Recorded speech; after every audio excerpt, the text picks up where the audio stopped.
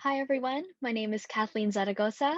I use she, her pronouns, and I am in my fifth year, just about to graduate with a BA in cognitive systems with a linguistics specialization and an applied music technology minor.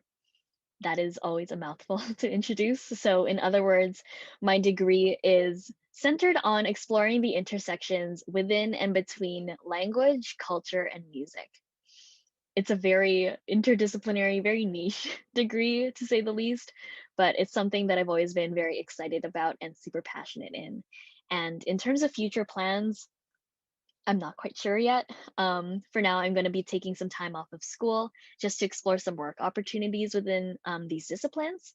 And then eventually, I'm hoping to go back to school and pursue a master's um, just to continue some heritage language research that I actually started in my undergrad in the past year. So that's a little bit about me.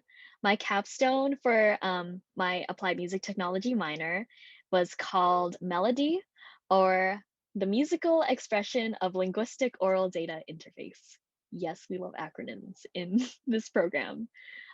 It was created essentially with the aim to explore and showcase linguistic findings, but in a musical setting. And how that came about for me was essentially to create a musical interface. And I like to think of it in roughly three different parts. So there's a software and a hardware component to it, but then there's also the resulting performance pieces that are utilizing the interface.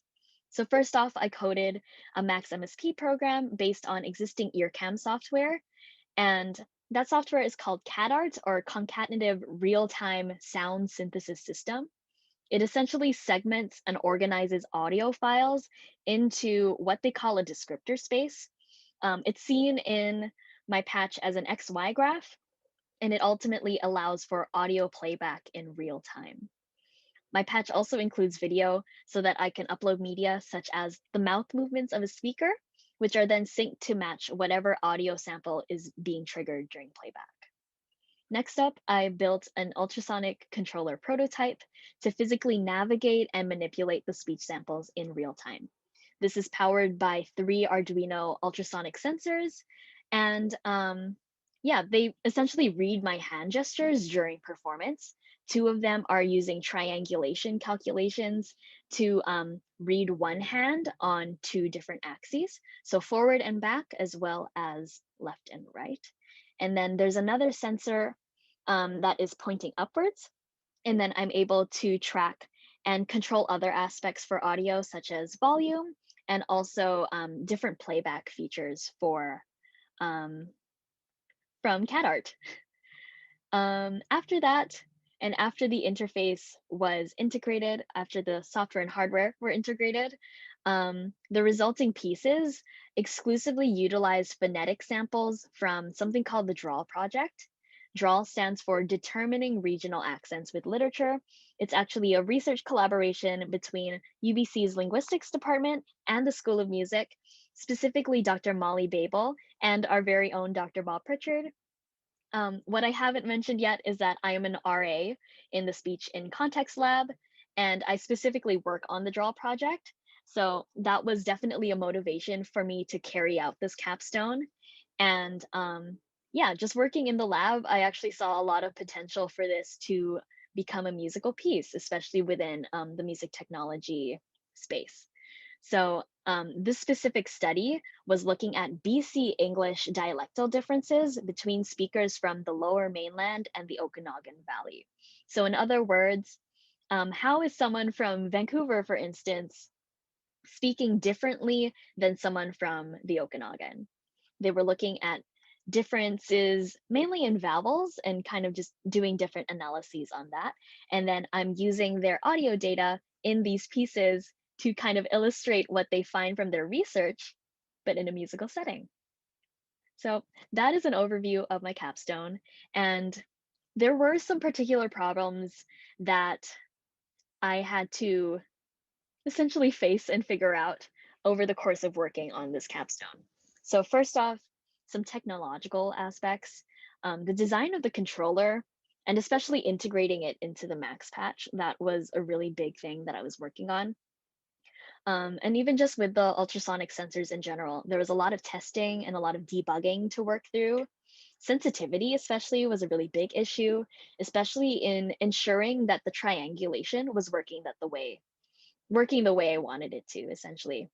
And after a lot of fiddling with, first off, adjusting different values and ranges in the Arduino code, and then adding smoothing features in the Max code, one axis was still reading and it was still less sensitive than the other. So for instance, it could read forwards and backwards pretty well, but then once I started moving left and right, um, it was just a lot, the values were a lot jumpier. So yeah, that was something that we were trying to um, deal with for a pretty long time in the prototype aspect.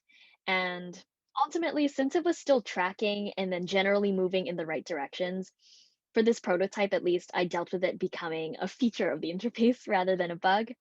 And that is definitely one of the future steps that I would want to take if I wanted to keep pursuing this prototype and this project. So there's one big aspect. And then I guess more of an artistic issue was to create some kind of composition illustrating the linguistics research, specifically the draw results, but in a creative and musical way. So with draw, they were collecting samples of storytellers from around BC, and the initial results aim to highlight diversity of these English accents that they found in their data. So in terms of these issues, I don't think there'll necessarily be an answer when it comes to using the performing arts to perhaps elucidate scientific findings. As much as I can directly use audio data from the research in any of my music tech pieces, the audience could still ultimately come away with it with very different interpretations to its meaning and what it was trying to convey. Yet, working with that subjectivity in mind, I think at least is the beauty of working within this discipline. As always, I can only hope that by creating works like these and continuing to bridge the arts and the sciences in such a concrete way, that this sparks curiosity in broader audiences to consider music as a mirror to speech, and then consider science as a muse to the arts. So with all of that being said, here's a demonstration of melody in action. This piece is called very aptly From a Drawl to a Melody, and it features me as a mover and also as a speaker from the Lower Mainland, as I was born and raised in so-called Vancouver. And it also features a speaker named Mia Harris, who is from the Okanagan Valley. Mike went back to the window, nursing his cigarette and wishing for a coffee. He listened to the scratching of Danny's pen, the muttering of the radio news, and the quiet tick-tock of the hall clock. Who'd have thought a regular job could disappear so quickly? 10 years down in the hole, pulling out ton after ton of ore. A decent paycheck up at the mine. Lots of laughs and burnout. It had been a good life. Then bang. Gone.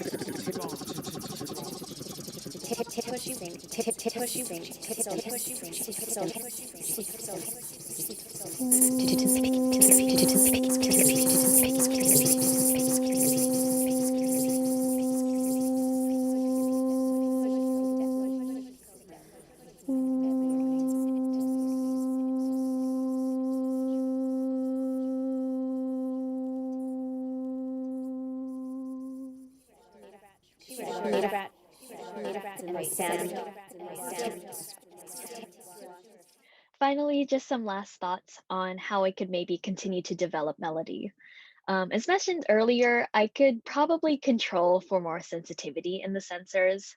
Maybe I could consider um, creating something past the prototype and I don't know, create a sleeker version with better quality components. I know that I did use Arduino ultrasonic sensors, so maybe seeing what other kinds of sensors are out there and just trying it out with my program. That would be really neat. In terms of composition and even just the performance aspect, Seeing that my controller is lime green at the moment, I had briefly considered trying out a piece of green screen, just to see first off if the prototype and like if the controller would disappear from view, how that would look in a performance, especially with a virtual performance. I think there's a lot of potential there.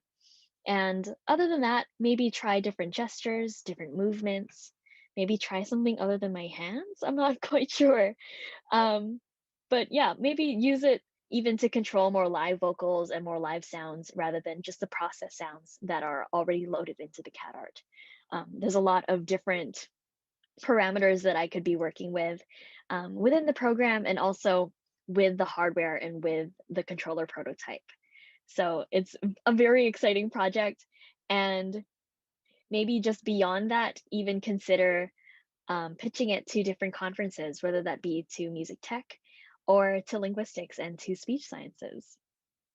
And finally, one last thing just before I let the credits roll. Um, Applied music technology has been something I've been privileged to work towards since my very first term at UBC. And I just wanted to say I'm really proud of our program and the work that we put out, and very honored to take away some of the coolest experiences and skills from learning how to use Max MSP to traveling to the Philippines, my heritage homeland, to collaborate on new music performances with fellow student musicians and artists. I've loved my time in this program. And beyond the stress of debugging all of my patches, I have the fondest memories to look back on. So, in my very last Bang Festival, to quote a famous Dr. Bob saying, onwards and upwards. Thank you so much for watching.